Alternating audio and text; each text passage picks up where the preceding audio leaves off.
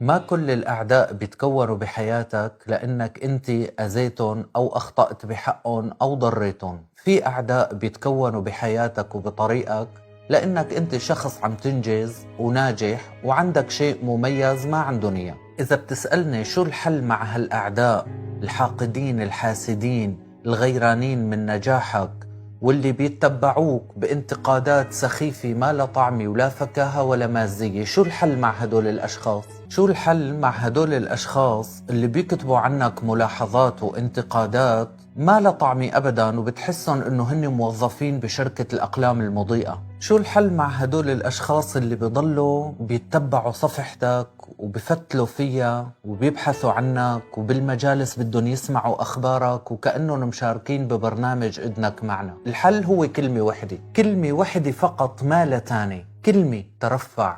مانك مجبر أبداً تخوض معارك معهم ولا تنزل لمستواهم.